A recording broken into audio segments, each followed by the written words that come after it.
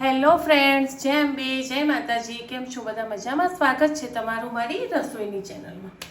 વડાપાઉં તો ફ્રેન્ડ આપણે બહુ બધા ખાધા છે, તો ઉલટા વડાપાઉં તમે ખાધા છે? ટ્રાય કર્યો છે કદી? ના કર્યો હોય તો મારી રેસીપી જોઈને એકવાર ટ્રાય કરજો. બહુ ઇઝી છે અને સિમ્પલ રીતે છે, કંઈ વધારે માથાકૂટ કરવી નથી પડતી. તો ચલો પહેલાં આપણે બ્રેડનું કટિંગ કરી લઈશું. જે બ્રેડ જોઈએ છે ને, આપણે પાઉં નથી લેવાનું, એના માટે મેં બ્રેડ લીધી છે.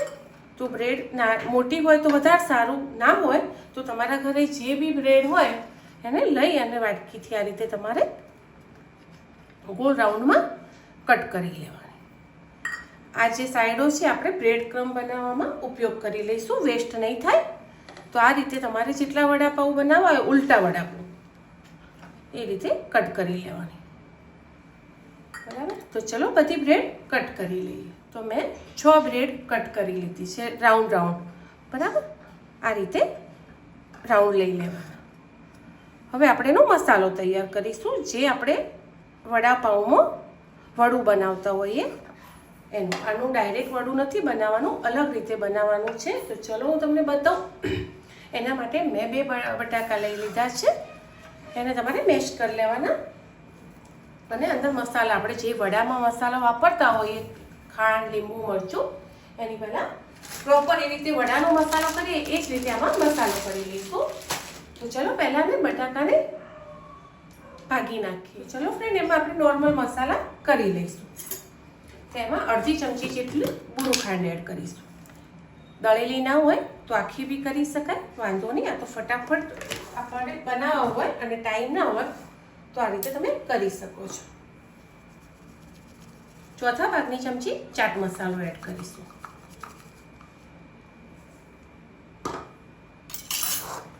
જરૂરિયાત પ્રમાણે મીઠું એડ કરીશું. આપણે બાફામાં નાખ્યું હોય તો ધ્યાન રાખવાનું.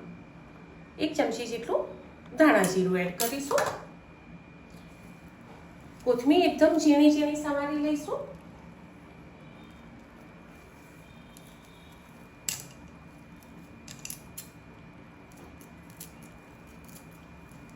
જોડે લીમડાના પત્તા હોય ને તો બી લઈ લેવાના, સૂકા હોય કે લીલા. આમાં બહુ જ મસ્ત લાગશે મસાલામાં. અને જે બે ચટણી તો જોડે હોય જ, લસણની ને કોથમીર મરચાંની, એ બી જોડે તમારે બનાવેલી હોય, તૈયાર અત્યારે હોય જ છે બધાના ઘરે. ના હોય તો લસણની ને કોથમીર મરચાંની ચટણી બી બનાવી લેવાની. તો મારા જોડે 5-6 લીમડાના પત્તા સૂકા હતા, ડ્રાય કરેલા, ધોયેલા, તો મેં એ લઈ લીધા છે. તમારા જોડે જે વસ્તુ હોય તમે લઈ શકો છો. અને ના હોય ફ્રેન્ડ તો બી ચાલે, કોથમીર મરચાં અને એ હોય એટલે એનો ટેસ્ટ પ્રોપર આવી જ જાય છે. બરાબર, હવે આપણે આમાં બીજું કશું હાલ એડ કરવાનું નથી, ખાલી લીંબુ થોડુંક જ, નોર્મલ અડધી ચમચી જેટલું, અને આને મિક્સ કરી લઈશું. એક મસાલો તૈયાર થઈ જશે આપણે જે વડાનો હોય ને એ રીતે.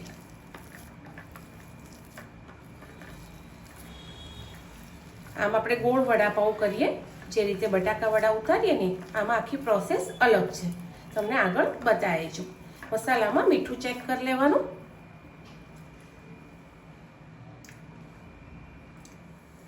ચાલો, તો વડાપાઉં બનાવવા માટે મેં 2 ચટણી તૈયાર કરી છે. એક ગ્રીન ચટણી કરી છે કોથમીર મરચાંની, અને બીજી છે લસણની.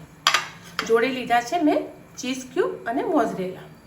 તમારી ચોઈસ છે, તમને જે રીતે ગમે એ રીતે લઈ લેવાનું. ચીઝમાં તમારા જોડે ક્યુબ ના હોય ને તો બી કોઈ બી ચીઝ ઘરે તમે યુઝ કરતા હોય એ લઈ લેવાનું. છીણીને લો, આ રીતે તમે સમારી લો, પતલી પતલી સ્લાઈસ તો બી ચાલે, સ્લાઈસ હોય તમારી જોડે તૈયાર તો બી ચાલે. બરાબર, મેં છીણ્યું નથી, આ રીતે નાની નાની સ્લાઈસ જ કરી દીધી છે.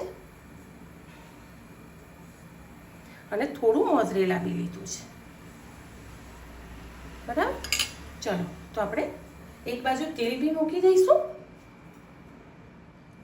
ચલો, તો ઉલટા વડાપાઉં તૈયાર કરીશું. આ રીતે બ્રેડની એક સ્લાઈસ તમે કાપીને જે રાખી છે એ લઈ લેવાની.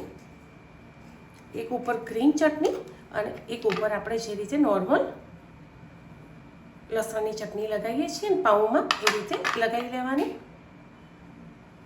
એ તમને જેવો ટેસ્ટ, તીખું, મોળું જે રીતે તમે ખાતા હોય છોકરાને બધા, એ રીતે લગાવવાની. ચાલો હવે આપણે એમાં ચીઝની સ્લાઇસ લઈ લઈશું. મોઝરેલા લેવું હોય તો થોડું એ બી લઈ લેવાનું. ટેસ્ટ ચીઝનો બહુ જ મસ્ત લાગે આમાં. ઉલટા વડાપાઉંમાં હોય જ છે. આપણે ચીઝ મૂકી દીધું છે અને 2 ચટણી બી લઈ લીધી છે.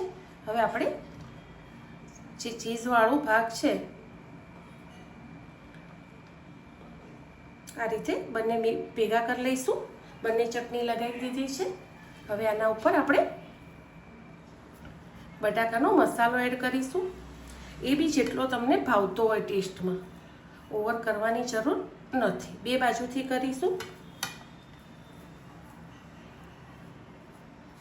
હા, પણ ચટણી બંને લગાવજો અને ચીઝ બી અંદર રાખજો. છોકરાઓને બી બહુ જ મજા આવશે અને તમને બી આ વડાપાઉં મજા આવશે. અને મહેનત એટલી બધી નથી, એકદમ સિમ્પલ મહેનત છે. આ રીતે આપણે 2 બાજુથી માવો લગાવી દઈશું.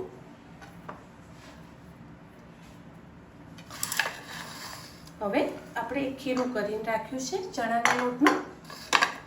એમાં મીઠું જ એડ કર્યું છે. થોડો ખારો એડ કરી અને આપણે આ વડાપાઉં તૈયાર કરીશું.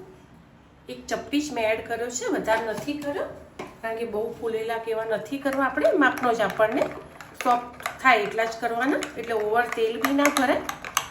તો આ રીતે મેં ચણાનો લોટ જ લીધો છે ખાલી, અને અંદર આ રીતે આટલી થિકનેસ રાખી છે એની. બહુ જાડી બી નહીં અને બહુ પતળી બી નહીં. તો આપણે જે વડાપાઉં આપણું તૈયાર કર્યું છે ચીઝવાળું, એને આમાં બોળી લઈશું. બધે આજુબાજુ આવી જાય એ રીતે લઈ લેવાનું. હવે આપણે તેલ મૂક્યું છે તો એમાં એડ કરી દઈશું. તો જો મેં તળવા માટે તેલ મૂકી દીધું છે અને એને મસ્ત એક બાજુથી ક્રિસ્પી થાય પછી આપણે એને ફેવરીશું. જો એક બાજુથી મેં ફેવરી લીધું છે. એને ક્રિસ્પી અને સરસ ચડે ત્યાં સુધી ફેવરી લેવાનું. અને તેલ તમારે જે રીતે વપરાતું હોય તળેલું ફ્રેન્ડ એ રીતે જ કરવાનું. બહુ ઓવર તેલ મૂકીને દર વખતે વેસ્ટ નહીં કરવાનું, બરાબર? ચડી તો જશે જ મસ્ત. આ રીતે આપણે એને ક્રિસ્પી થાય ત્યાં સુધી થવા દઈશું. તો ચલો ફ્રેન્ડ, મસ્ત તળાઈ ગયું છે, દેખાય છે ને તમને? હવે આપણે એને લઈ લઈશું. અને તમે ચટણી જોડે, સોસ, કેચઅપ જોડે, ઝીણી સેવ જોડે કટિંગ કરીને ખાશો તો બી મજા આવશે, અને એકલું ખાશો તો બી તમને મજા આવશે. તો ચલો, તૈયાર છે આપણું ઉલટા વડાપાઉં. તો એને ડીશમાં નીકાળી લીધું છે. થોડું ઠરે એટલે હું તમને કટ કરીને બી બતાવું, અને કઈ રીતે ખાશો તમે, તમારી ચોઈસ છે. ચટણી અને એ બધું એડ કરીને ખાવ તો ચાલે, અને એકલું ખાવ તો બી ચાલે. હું તમને કટ કરીને બતાવું. ત્યાં સુધી આપણે બીજું બી બનાવીને રાખ્યું છે, તો એને તળવા મૂકી દઈશું.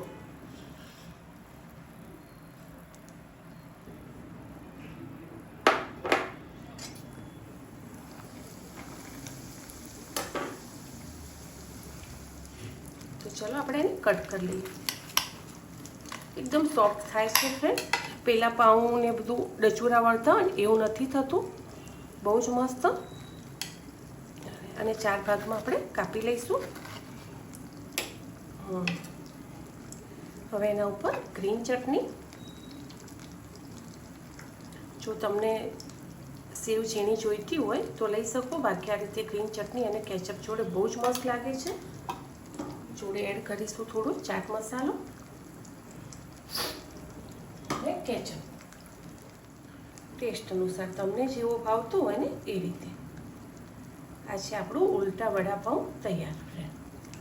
એકવાર ચોક્કસથી ટ્રાય કરજો. રેસીપી તમને બહુ જ મજા આવશે અને ટેસ્ટમાં બી બહુ જ મસ્ત લાગે છે. બાય ફ્રેન્ડ, મળીએ આગળના નવા બ્લોગ.